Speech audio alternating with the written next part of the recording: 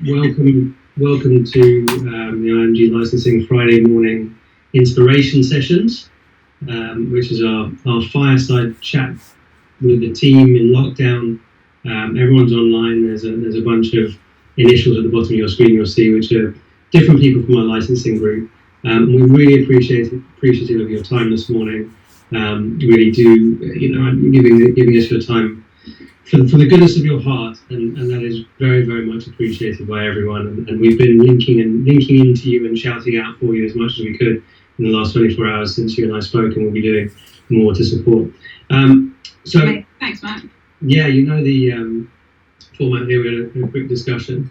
So I thought if we could just start by you introducing yourself and what your journey to here, your professional journey, and how you led to founding your Diversily and what that all means. And then I'll jump in with some questions. Yeah, sure. Thanks so much. Thanks for having me. Thank you to all of you initials down there. I can't see your faces. I have no idea what you look like, but thanks for joining us this morning. So my name is Marissa Ellis. I'm the founder and CEO of Diversily.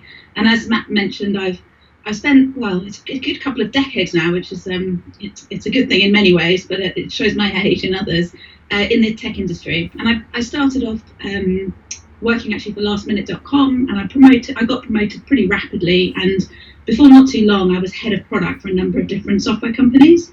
So product is all about essentially providing that linchpin between strategy, between development, between marketing, between sales, between customer services, to essentially create value through technology for your customers. That's what it's all about. And I really loved it.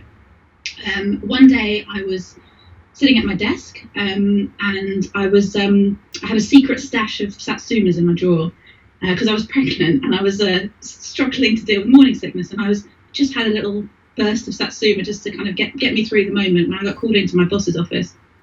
And my boss said to me, Marissa, I'm really sorry, but you're being made redundant. And he said, actually, the whole team's being made redundant, and actually most of the company is being made redundant. We need to sell the business, and this is our kind of only way forward. So my whole world, essentially within one conversation, got kind of flipped on its head. There was me with this growing bump.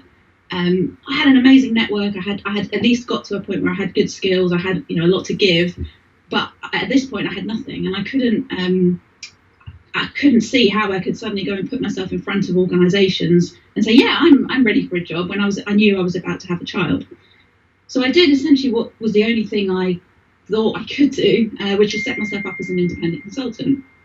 And that took quite a lot of courage, I guess, in terms of, figuring out, how I could, turn everything upside down to translate the skills that I had, the experience that I had, into something that I could kind of deliver value to organisations. And I went through, a really interesting time of figuring out how do you balance life and children, and I don't know how many parents we've got in the audience here, but it was really interesting. And for me personally, it was very eye-opening, because it was only at that point that I realised that this meritocracy that I thought we lived in wasn't actually a meritocracy, that actually there were barriers that many people face that other people don't face. And one day, several years later, I was strategizing I was sitting in a room, a bunch of guys, and we were strategizing about the future of the tech sector. And I suddenly had this kind of epiphany, and I thought, why am I the only woman in this room? And this was nothing new. I was used to being the only woman in the room. But suddenly I had this realization that actually, why is this? What is this all about? Why are there no other women in this room? And why is everyone in this room white? Why are we just so blinded? And suddenly I had this realization that actually we've got these blind spots, but we were just arrogantly thinking we knew everything as an industry, but we didn't know anything. We didn't have the people in the industry who were able to give us the insights around the whole of the world, essentially, that we were serving in terms of the technology we were creating. And it was starting to manifest itself. So we were creating racist chatbots, not the organisation I was working for, but as an industry, as a tech industry, we were creating racist chatbots. We were creating voice recognition software that didn't respond to female voices because it had never been tested on female voices. It was there was a hilarious story of a car, like a car system, and you called the help desk. You tried to set it up as a woman. You called the help desk, And the script they went back to was like, if you could just get a man to set it up for you, then you'll be fine. It's like, what is going on here? This is craziness. So I had this kind of personal epiphany, and I kind of had this realization that actually, as a woman in tech, I actually had a responsibility not just to be a leader and a manager and a strategist and all of those things that I associated myself with, but actually to be a role model, and actually to sort of put my head above the parapet and invite other women to join the industry, and to tell stories about what the industry can do for them, and how actually not only can it be a great place to work, but actually the industry needs more diversity. The industry needs people who think in different ways. The industry needs more different perspectives. So that was my kind of personal sort of epiphany, that it was just fundamentally broken. And as I started looking into it, I realized that it wasn't just the tech industry. It's everywhere. We haven't learned to think inclusively. So ever since then, I started Diversily, and my mission has been to try and, I guess, raise the inclusive intelligence of the nation, of the world, ultimately. And I've been doing that by creating tools, and I can share some of those tools with you today. And I guess the sort of the approach that I've been taking is around. Copernicus once had a phrase which is something along the lines of, if you give a man a fish, you feed him for a day. If you give a man a fishing rod, you feed him for a lifetime. So it's that kind of analogy. And so the way I've been thinking about the tools that I've been creating is that I've been trying to empower others to lead inclusive change, essentially. So there's only so much that one person can do, but if I can create tools and I can inspire other people, and I can give them the equipment and the strategies to drive the change that we need to see, then together actually we can make a meaningful difference. And that's kind of where I am today.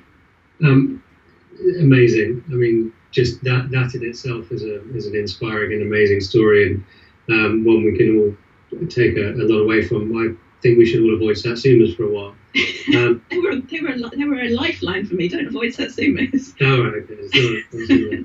So just sort of in the context of your world, the word change is thrown about a lot. Diversity is thrown around a lot. Inclusion is thrown around a lot. What do they mean as defining factors in the work that you're doing? Yeah. So, sorry, I've got a. We're good. So I guess let's start with the basics. Let's define what we're talking about. So, and a lot of people don't necessarily know the difference between diversity and inclusion, and it's kind of fundamental. So diversity is about the ways in which we're different. So diversity is about the dimensions that create us, and it leads on to a concept which is called intersectionality, which is actually recognizing that I'm not defined by the fact that I'm a woman. I'm a woman, but I'm also a left-handed woman. I'm a Jewish woman. I'm I'm of a certain age. That it's the combination of our personal characteristics, our physical characteristics, the way we think, that actually creates us as a person. But essentially, diversity are the different dimensions, and and I think as businesses we do need to. It's useful to some degree to think about the women, to think about how can we serve the women, how can we serve the people from Black communities, how can we serve people with disabilities? Because by diving into those different characteristics, you start to understand needs that are not generic needs that are unique, but actually by serving those unique needs, you actually serve everyone. So you think about the revolution at the moment in terms of voice recognition software, that came about because people were trying to serve either people who had permanent disabilities, which meant that interfacing with technology in its usual way wasn't possible, or it was a temporary thing, so people in factories who were wearing giant gloves. So that spurred a whole kind of R&D efforts in terms of building new technology, which is now actually transforming the way that we as a population interface with technology.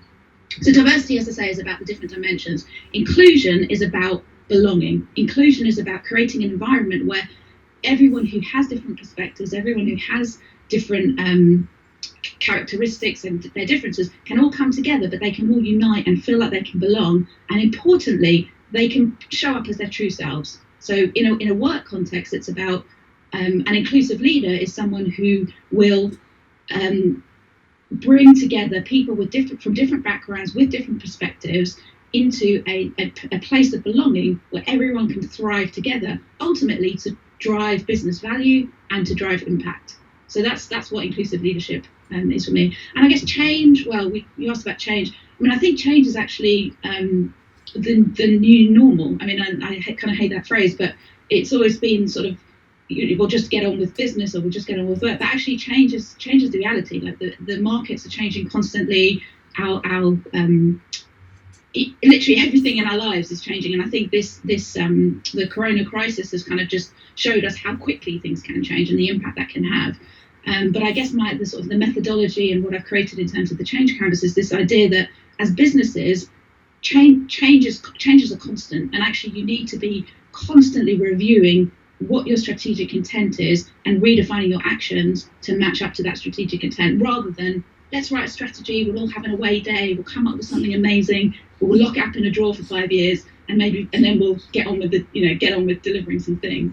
So it's this recognition that actually change, and I guess I've also come from a tech world which is all about agile. So the tech world has made a massive transition over the last decade or so, moving from what's called a waterfall model, where you define everything up front, you write specs and intimate detail about everything you're going to build, you then palm that over to the developers who build it, you then release it to the market, and you realise that actually the market needs to have moved on because it's taken you a year to build this thing. So it's recognising that actually if you can work in a more agile way, you can actually be much more responsive, you can be more dynamic, you can be more adaptive, and more importantly, you can serve your audiences better. How do you balance the concept of being agile and being in the heart of change with a natural desire to need to know where you're going?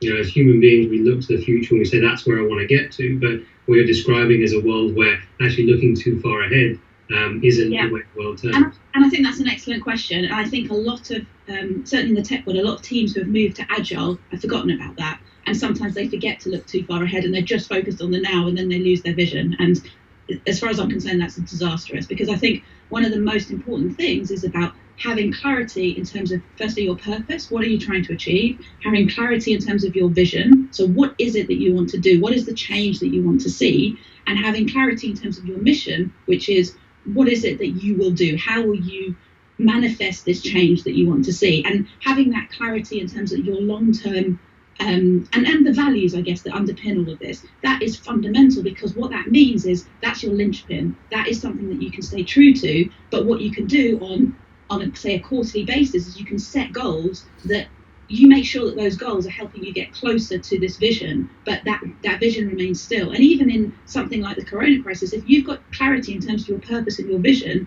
you can still course correct, you can still change, but the organisations that don't have this kind of longer term clarity in terms of who they are, what their purpose is, what the vision is, what is the change that they want to see, when change happens to them, they lose sight of things, and they'll be guided by a sales opportunity that will come that will just steer them off course into a different direction. And actually they end up becoming very they sort of flip, and that is very unsettling for staff, because they don't know which way they're going, they don't know what they should be working on. So I think the balance of both of them is absolutely vital, and I guess that's part of the sort of the methodology. So in terms of the change canvas, so we can show it on the screen, if you like. The methodology is around this balance between having your long-term vision, having your longer-term strategy, but translating that into what are we going to do today to take us one step forward.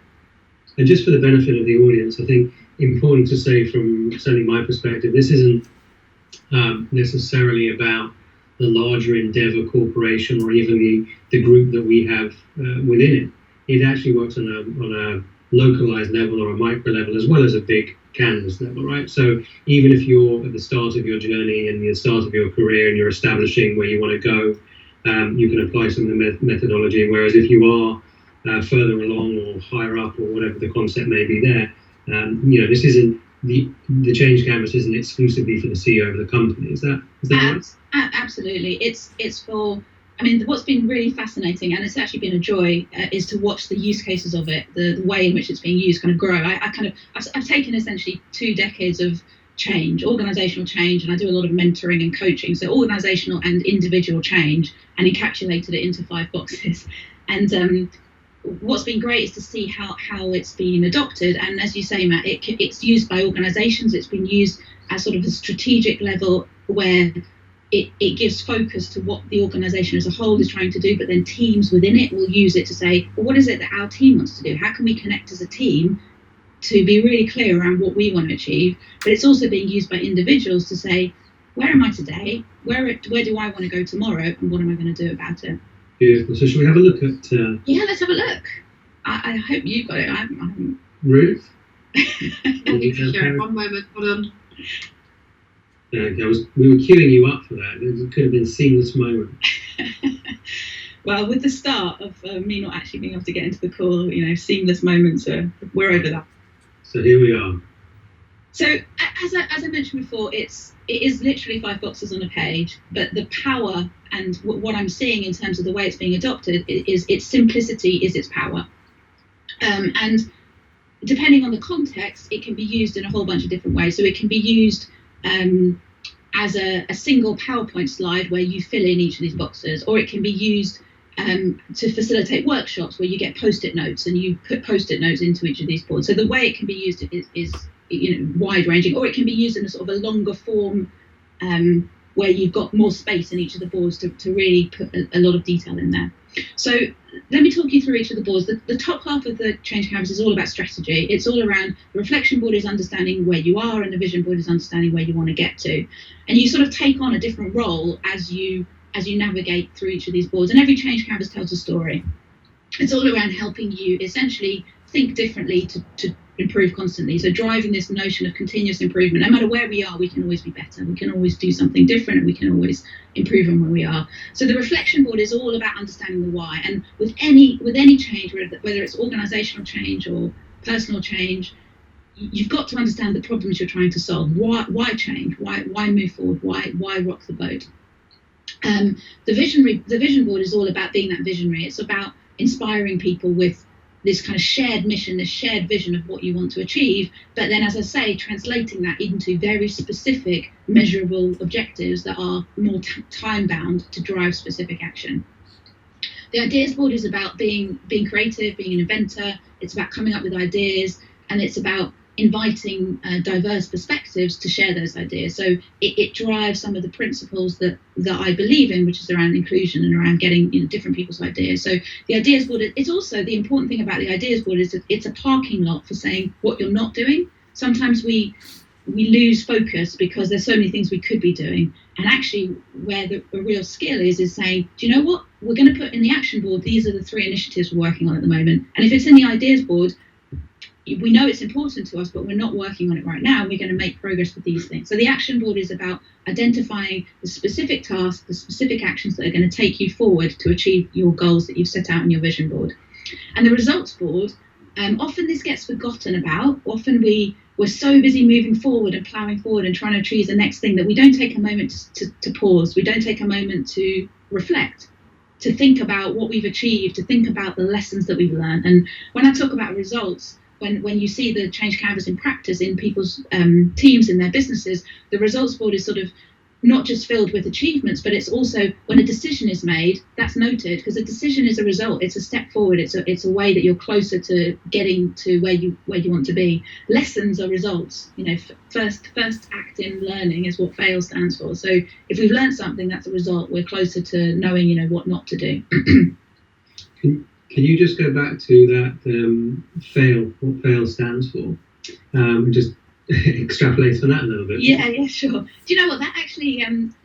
So FAIL is first act in learning, and it actually came from my children's school, who were kind of teaching the kids all about this idea of a growth mindset, and it's kind of fundamentally connected to my philosophy for the Change Canvas and how I believe we can thrive as individuals and organisations, and that is that we sort of have this intrinsic fear of failure, so therefore we don't want to put ourselves in situations where we feel exposed, where we feel like we could fail, and therefore we don't. And we have essentially what's called a comfort zone. And if we don't stretch our comfort zone doesn't grow. So we need to stretch our comfort zone and put ourselves in situations that we maybe feel a little bit uncomfortable with.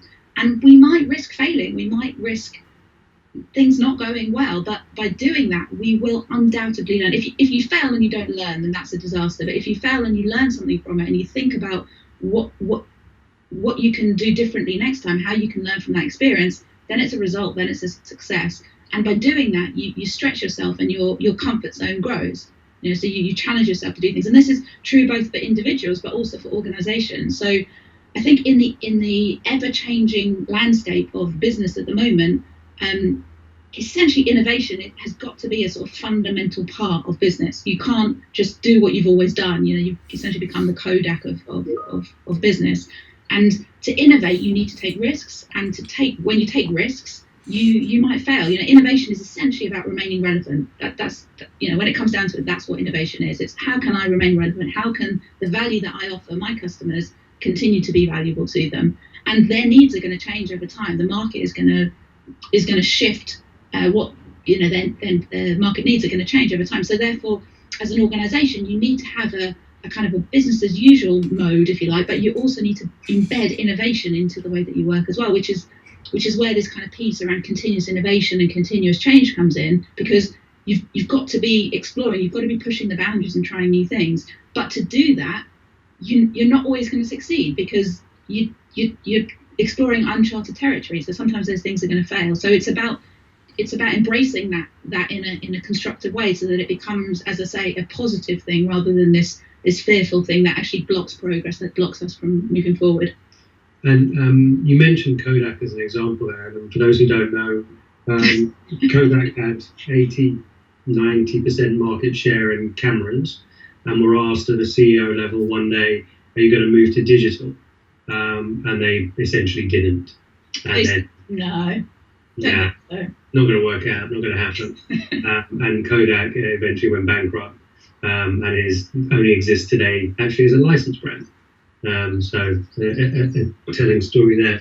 Now, if looking back at the change canvas, if we look at the I'm not going to go sort of one after the other and ask you just to so you're not afraid of repeating yourself, but the reflection board, I think, if we look at COVID and Corona and people's changing working life and so on, seems to be more present now than almost ever before as something that people need to do for themselves and within the context of their organisation.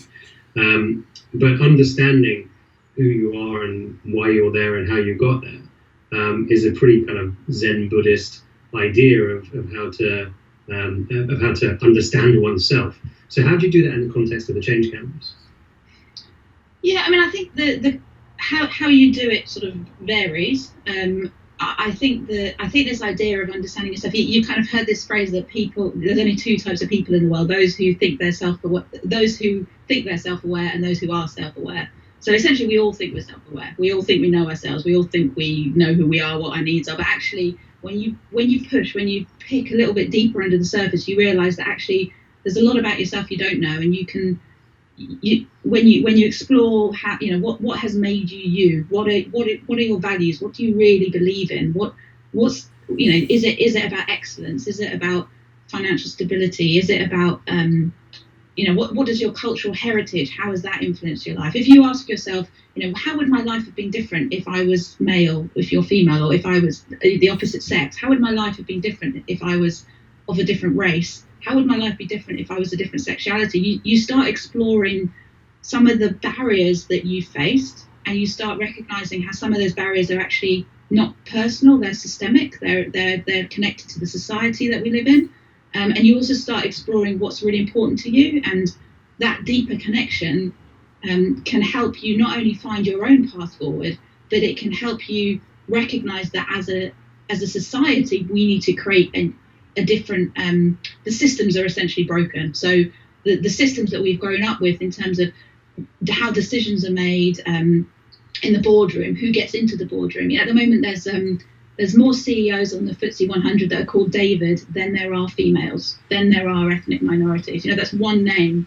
It's something like amazing stuff. I mean, it's crazy. I haven't looked that stat up in the last 6 months. I don't know what's changed in the last 6 months, but 6 months ago that was the case. And Stephen wasn't far off, although two different spellings of Stephen. But that's kind of craziness, So you then start exploring the institutional discrimination and the barriers. Inclusion essentially is about barriers to entry. It's about creating equal opportunity in terms of barriers to entry. And when you start realizing that actually by being female, by having, by being non-white, essentially, by not, by not being straight, you have these barriers that exist that other people don't have. And I think there's this realization that actually, if I think you can't be neutral anymore. I think that's one of the key messages, that being neutral is not enough. Either you are proactively part of trying to change the world, trying to recalibrate these systems, try and correct this kind of historic injustice, or you are, you believe that the current status quo is okay and you support it. If you're being neutral, you're essentially saying it's okay. I think it's great how it is. So there is no neutral anymore. You're either part of the problem or you're part of the solution. So I think the reflection board is, there's so much to unpack. There's so much to unpack in terms of who we are as individuals and how, as a society, what are societal norms and what do we accept as being okay and not okay, and what implications does that have for the future prosperity of people within the society. So when I've seen Change Canvas workshops being run or personal reflections, it's really about saying this stuff is really important, and let's talk about it, and let's open up those conversations, and let's not just hide those things. And just, a lot of organizations they move from financial targets to financial performance, and they just navigate in between those two things. That's all they care about. What are our targets financially, and what do we hit? What's the bottom line look like? And actually, we need to think more broadly than that. And when I work with organizations, we go from purpose in the reflection board to impact in the results board, and it's broader than just financial. It's about, as an organization, what is the purpose? What is our reason for being here? It's not just to make money. We want to have an impact on the world. In the licensing industry, you are, for all the brands that you are sort of taking out to consumers, you're creating an emotional connection between those brands and those consumers. You're impacting the lives of people, and you in terms of the sports stars that are in your portfolio, that creates a message, that they provide role models to people in society. And if those sports stars are not representative of society, then that will have an impact on society. So no matter what your organization is, you've got to be thinking about your greater purpose and the impact ultimately that you want to have. What's the legacy you want to have? What is the impact that you want to have? Not just the financial performance to keep the shareholders happy, or you obviously you need the money to keep coming in to turn the business over. So I'm not saying that that's not important, because it's critical, but it's not the only thing. And I think it's starting to open people's eyes to this deeper meaning and this purposeful way of doing business. But actually, it drives productivity. So there was an interview with a factory worker during the corona crisis, and they used to make parts for aeroplanes, and they're now making ventilator parts. And he was saying how we've never been so busy as a factory. We're working 24 hours a day. We're coming in at different shifts. We just haven't worked like this before. But the team are just so happy. They're so motivated that they found we're saving lives essentially. So we're so happy to be a part of this.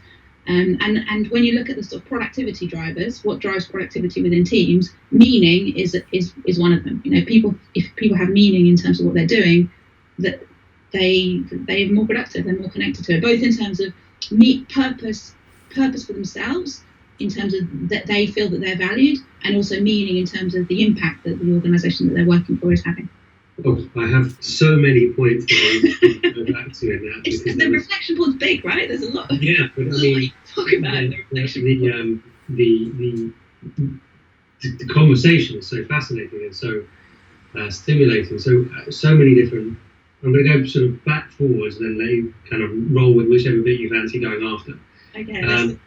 But in the when I think about meaning, and we talk about meaning, I think it's really interesting that the meaning can be that big global environmental COVID face mask making destruction development, destruction of an existing process to create a new process that leads to something new and positive.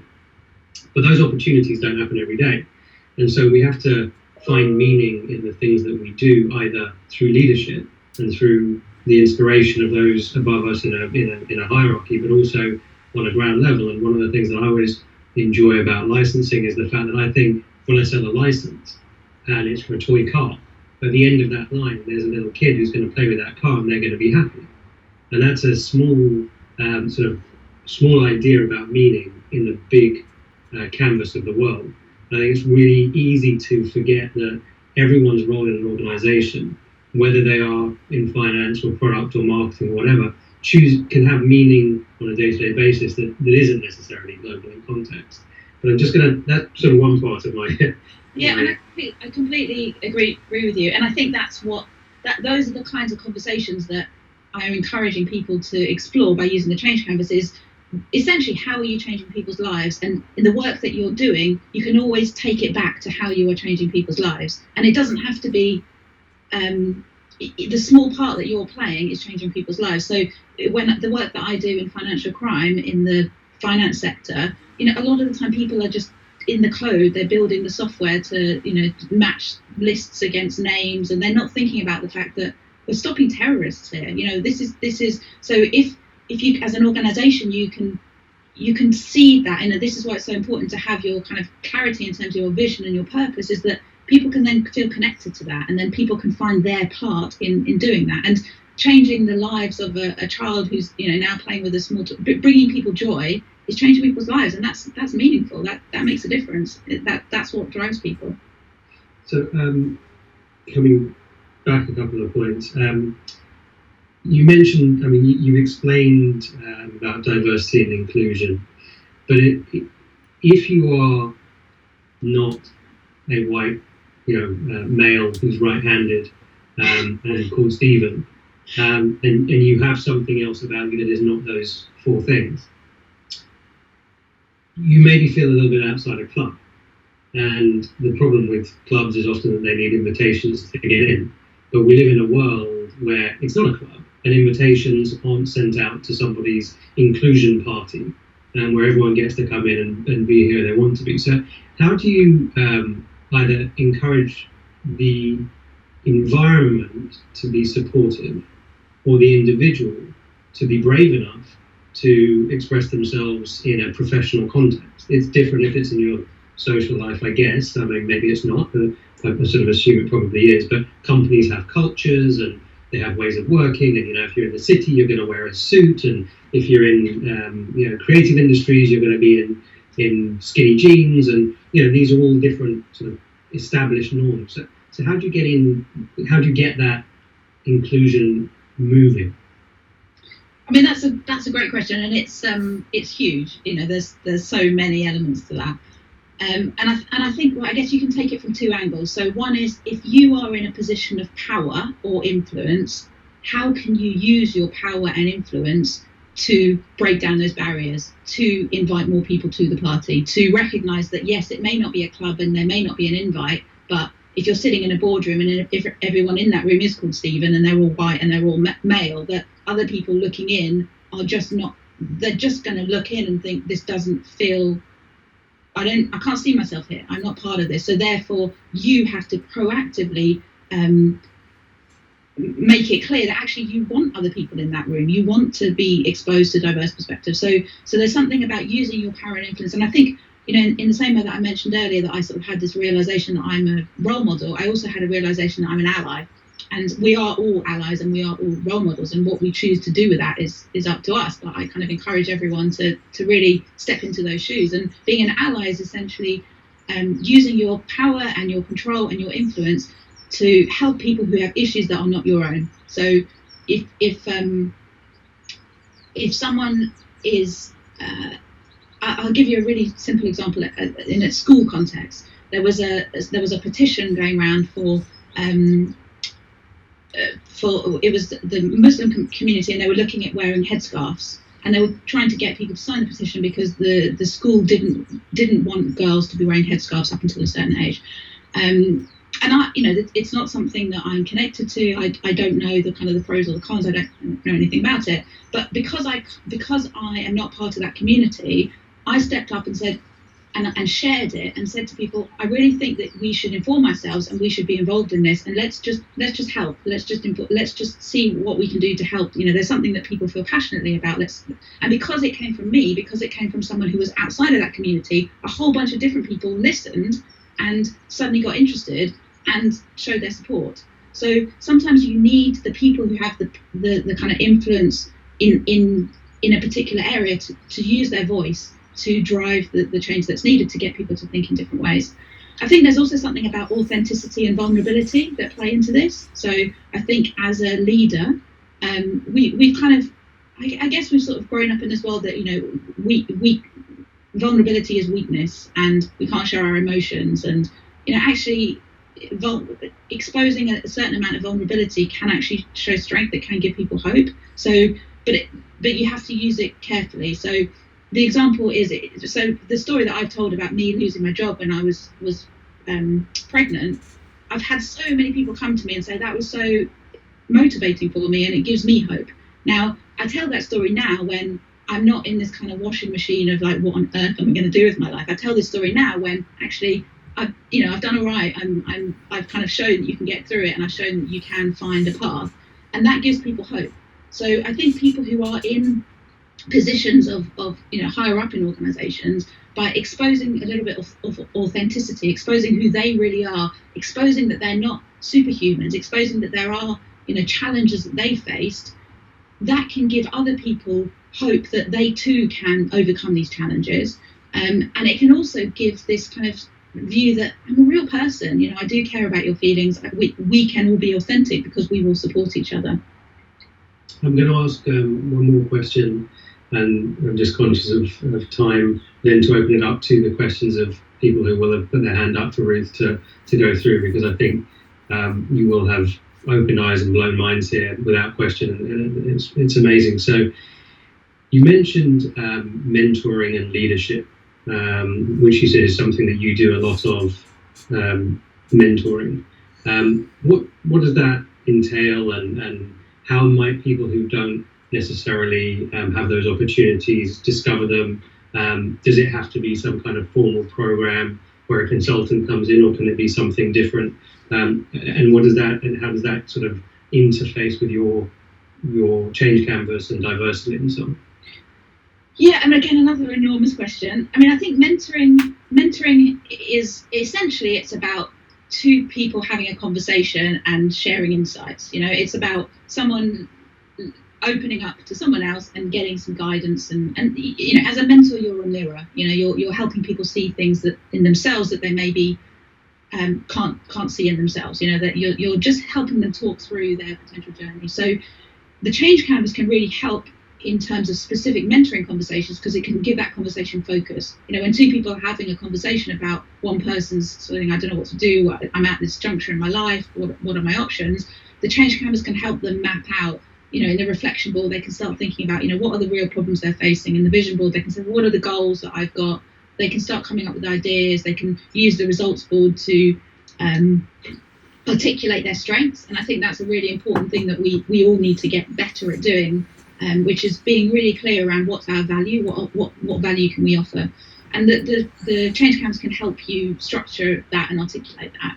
So it's a great tool for, I guess, when you have a mentoring relationship in place, for getting more value out of that mentoring relationship. In terms of how mentoring relationships are formed, they can be formal programs, so that organizations often set up mentoring or buddying systems within them. They have mentoring programs. There are a lot of mentoring programs which are focused on specific minority groups, which is great because it's around recognizing that certain people have got quite specific challenges, and actually we need to create equity. We need to give people the support that they need. I think in terms of people wanting to either be mentored or mentor other people, I think it's something that you kind of can proactively, if you're not in if I don't know whether it's something that's offered within IMG, but you can always find opportunities. There are always people out there who are looking to be mentored, and if you go out and ask, you will be able to find a mentor. And I'd recommend it to everyone. Having someone that you can have this kind of offline conversation about what's going on in your world it's incredibly inspiring. It's incredibly useful. But the thing I would say, there's a difference between mentorship and sponsorship. And in terms of the kind of the mission around diversity and inclusion and creating more inclusive and diverse workplaces, sponsorship is actually how you make a difference. Mentoring is about people helping people to kind of find their own path and see what they could do and what the goals they might set themselves. Sponsorship is when you, as someone who's in a position of power, where you say, do you know what? I'm going to put my neck on the line and I'm going to give opportunities to people. And you're going to find the underrepresented people in your organisation or the potential rising stars, and you're going to give them an opportunity. You're going to give them a chance to speak. There's an event and you're going to put your neck on the line and say, do you know what? I think Josie should speak at this event. That's sponsorship. Sponsorship is about opening doors for people, whereas mentorship is more around helping people see it, being more of a kind of a mirror and helping people find their own way forward. Amazing. Thank you so much. So Ruth just texted me. Tony, I believe you have a question that you'd like to pose. Hi Marissa, hope you can see you. as well. Tony. There's another face here at the end of it. Firstly, thanks ever so much for your time this morning. I found it really interesting to hear about it, especially from an industry, sort of from a tech side as well. I mean, it's very fast moving, kind of the pace of it is just incredible. So it's more interesting than ever. And the question I've got is around the impact, where I think what you're talking about really is about culture change in a lot of these things, which does have to come from leadership at the top. And I've worked in organisations that are very good at kind of changing culture and have good cultures, such as Toyota, very important in this. And I've worked in companies that are very set in their ways, very old school, and sort of with people that have never really experienced these things. How would you say it's important that sort of almost everybody is moving towards this? If part of the team, everyone's different, people move at different paces. Is it important that everybody kind of does this together, or can we do this as just some people doing it, or how, and how do you overcome that? So I think you're absolutely right. The tone is set from the top. So there's no question about that. There's only so much you can do within an organisation if people at the top are saying one thing and doing something else, or not even saying it. So there's kind of different levels in terms of, there's a lot of leaders who are like, yeah, we need to do this stuff, but then their behaviour is that they'll, won't prioritise it. They won't give it any budget. They won't build it into the values and the kind of key metrics of the organisation. So there's definitely something about it's got to come from the top, and it's got to be, diversity and inclusion is not some sideline thing that a lot of organisations are like, well, we've got affinity groups, we've got networks where women can go, we've got women's networks, we've got ethnic minority networks, and we've got cultural heritage networks, and that's fine, but that's not about building it into your business. That's essentially giving people a voice and a support network. But what you need to do is you need to build it in as targets. It needs to be connected to your intrinsic values as a business, but also what you're trying to achieve as a business in terms of new markets that you're trying to reach. So that's one piece about the leadership. In terms of individuals, one of the things that I've got in the inclusive leadership workshop that I do is it's recognizing that we're all on a journey, and the journey is broken down into different stages. So you can start from being unaware to being aware to being an ally to being an advocate, and we're all kind of going on this journey, and you need to recognize where you are on the journey and how you can move to the next stage. And also where other people are on the journey. So for people who are completely unaware, the kinds of conversations that you have with them is going to be different from someone who is already an ally and is already proactively doing things. So I think the first step is even just recognizing that we're on this journey, both as individuals and as industry. And then it's around recognizing, okay, what can you do? So if you're going for the people who are kind of at the unaware stage, the best way to change hearts and minds is through storytelling. It's storytelling and data. It's facts and emotional connection, and that's what opens people's eyes to the possibilities.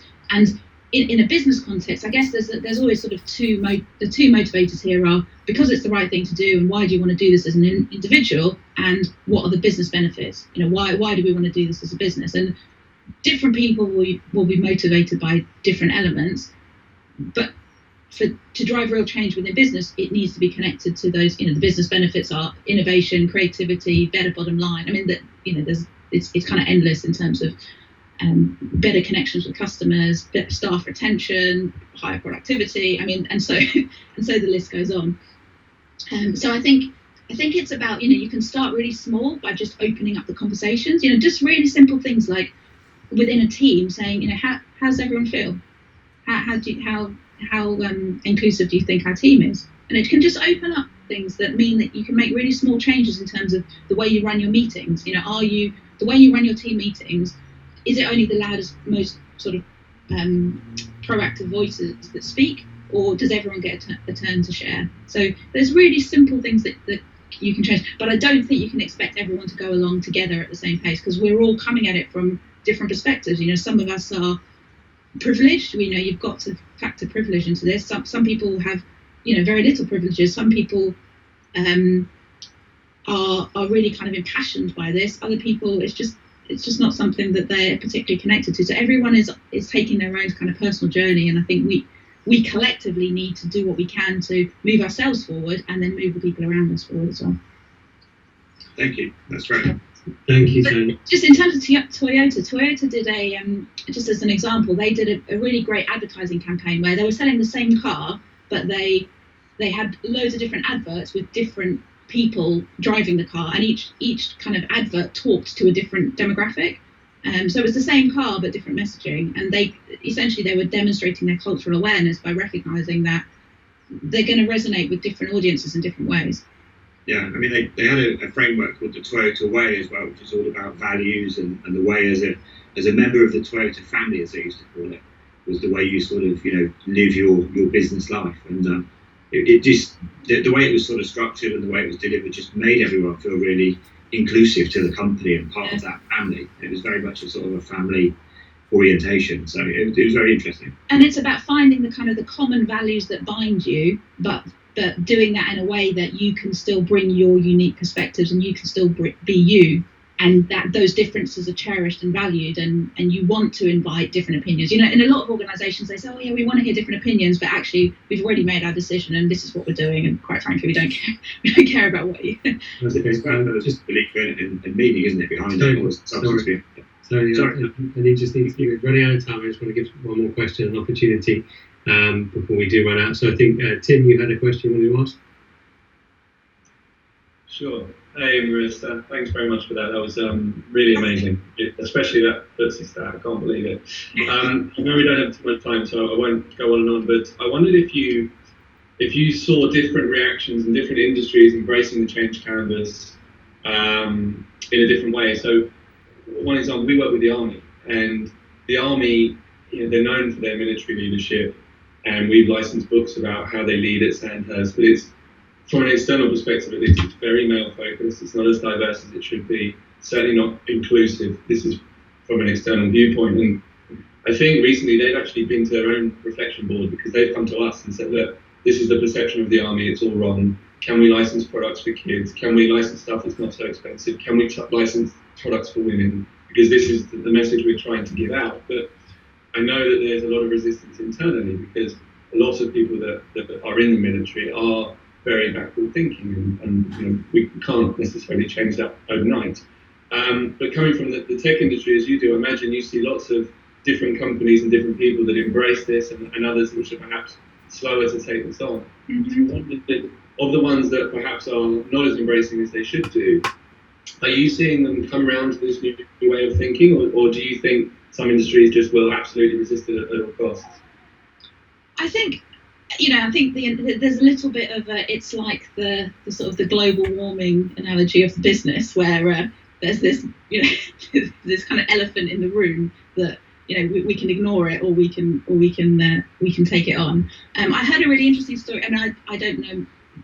The Army's not my area of expertise at all, but I heard a really interesting story the other day where we were talking about vulnerability and this idea that as a leader, to be an inclusive leader, there's an element of authenticity, and that opens people up for kind of this empathetic connection. And someone was sharing a story of a woman who was in the Army, and the woman was saying, if I show any weakness and she wasn't just a woman, she was a black woman, as a black woman in the Army, if I show any weakness as a leader in the Army, I will be shot down. I will not stand a chance.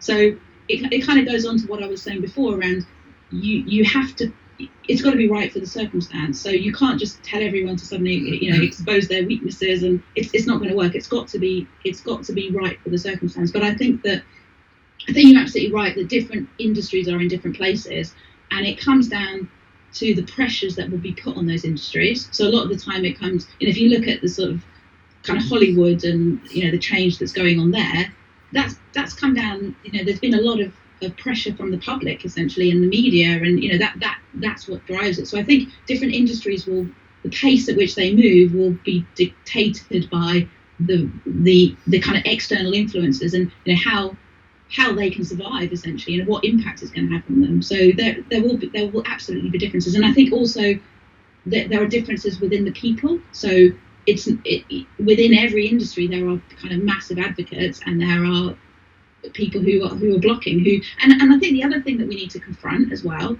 is the fear that, well, if we suddenly open our doors to everyone, what about the Davids and the Stephens who've got the power at the moment?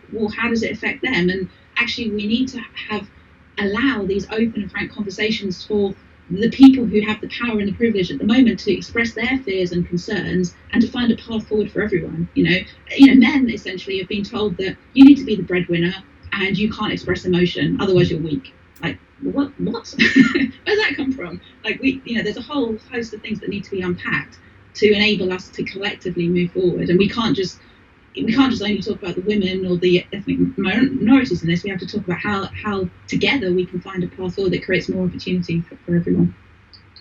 Yeah, thank you. And I guess just to follow on that, if we go back to the army example, I think that the kind of CEO equivalents of each of the military services are all British white men, and I wouldn't be surprised if they're all called David. So, Yes. To your point that you made to Tony, I guess you can preach as much as you want, but unless you actually practice it, it's going to be very difficult to change institutional inertia. Exactly. And that's why my path at the moment is developing the running these inclusive leadership workshops, and I'm now developing that content and turning it into an online course to try and reach more people, because I believe the biggest way that we can shift the needle is by developing inclusive leaders. That's it. Without it coming from the leadership, it's not going to happen. And we can all be leaders. We all lead by example. We all lead in the way that we behave, the way that we interact with people. So it's not about power within an organisation. It's about a mindset and a way of being, and a way of kind of serving others, essentially. Amazing. Thank you, Tim. And Marissa, thank you so much. We're out of time, but I think everyone here could have a one-to-one with you for an hour and have the most amazing conversation. So we really, really appreciate your time, your contribution for the eye-opening, visionary, inspiring conversation. It's just been absolutely fantastic. So, if you ever need a licensed T-shirt or something, you know where to come. We wish you the very best of luck on your journey, and I'm sure that many members of the team are going to be excited to hear about that online learning course when that becomes available, because obviously we can't get in rooms, and you generally your consultation pieces tend to be at the corporate level. But if there's a one-to-one relationship or a learning method that you have that's going to be online, then please do share it with us, and we'll make sure everyone gets access to it. No problem at all. Thanks for having me, Matt. It's been a pleasure. And to all of you initials out there, whoever you may be, thanks for listening. I hope that there's something in there that you can kind of take away and do something differently, next week that you maybe didn't think of this week. And any support in spreading the word of Diversily, sharing the resources, very much appreciated, either on Twitter or LinkedIn. Get it out there. Thank you very much. Amazing. Thanks very much, Marissa. Cheers, everyone.